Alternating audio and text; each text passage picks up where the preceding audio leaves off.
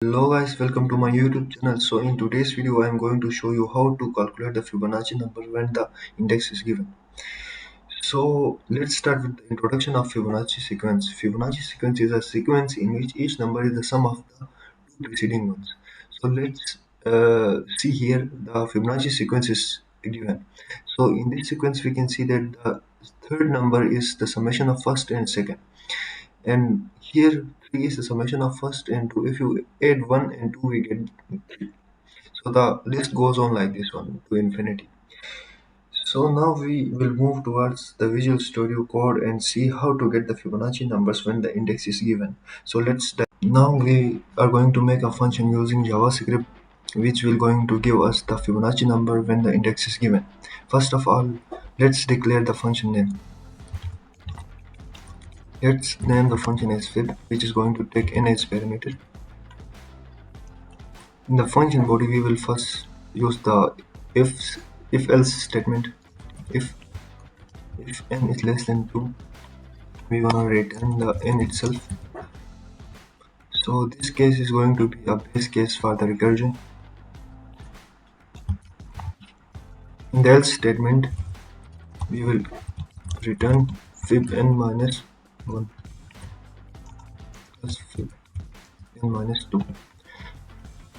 So in the else statement, the function calls itself first with the parameter n minus 1, second with the parameter n minus 2.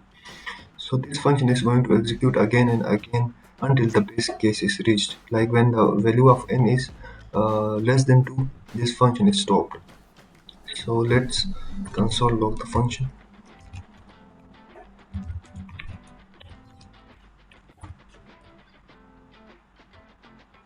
Here we're getting 5 as the result. So which is correct result for the index. So for the index 5, the Fibonacci sequence corresponding to it is 5.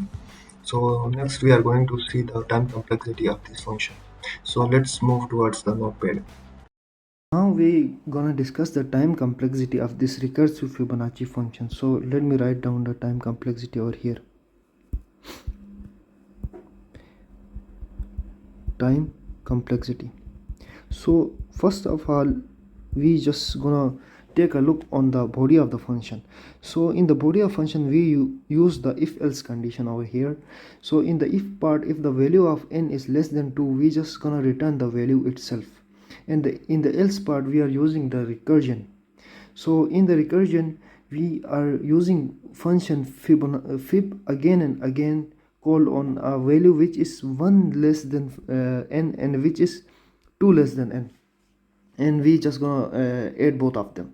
So here we can see that there is one recursive call and one constant call over here. So constant call is for summation, here is a plus sign, and the constant call is for the if section of the block. So the other recursive call is for the fib n minus 1 and fib n minus 2. So now we just gonna use the recursion tree to understand it better. So if we take n as input, the recursion tree method is a nice method. I like this very much because it is so visually attractive and so visually easy to understand.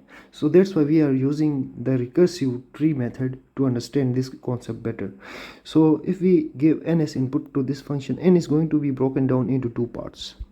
One is n minus 1 and the other is n minus 2. So to combine these both, we're gonna need only two recursive calls. Sorry, one recursive call. Very sorry. So here it's not two, it's actually one recursive call over here. One recursive call and plus the constant calls. So constant call for the plus and constant call for the if statement. So in the second division, n minus 1 is also going to be broken down into two parts, which is n minus 2 and n minus 3.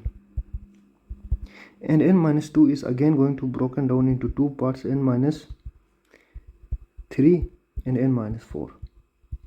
So to combine these two parts, we're gonna need two recursive call plus a constant here. We can skip this C.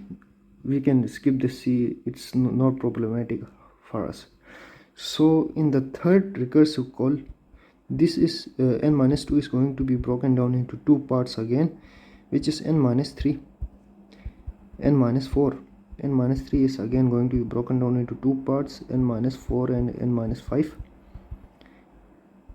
So n minus 3 is again going to be broken down into n minus 4 and n minus 5, and n minus 4 is again going to be broken down into two parts, which is n minus 5 and n minus 6. So again, if we count the parts over here, there are total 1, 2, 3 and 4 parts. So now we're gonna need four recursive calls plus a constant call over here to join all of them. So in the next recursive breakdown, there are total 1, 2, 3, 4, 5, 6, 7 and 8 parts. So to combine these 8 parts, we're gonna need 8 calls plus the constant row. Okay, till now I hope everything is clear, because the tree, we use the tree method, which is visually very attractive and easy to understand. So here you might notice there is a pattern over here. We can write here 2 power 0 as well. So now we will notice there is a pattern inside the tree. So first of all, there is 2 power 0, is 2 power 1, it is 2 power 2 and it is 2 power 3. So the pattern over here is 2 power n minus 1 plus c. So the time complexity of this function is always going to be less than equal to 2 power n minus 1 plus c.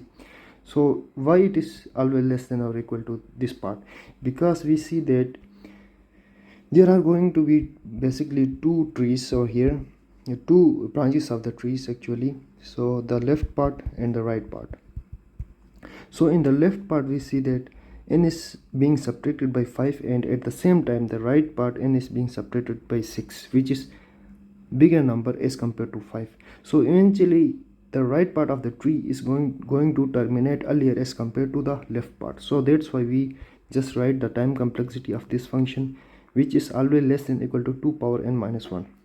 So if we simplify this part, again it will be like 2 power n 2 power minus 1 plus c. Here we can ignore the constant terms. So the time complexity of this function is always less than big O of 2 power n, which is a exponential function. So this time complexity is insanely very high. The graph of this function is like this. So I hope you understand my point. So here, thank you for sticking with me till now. So goodbye.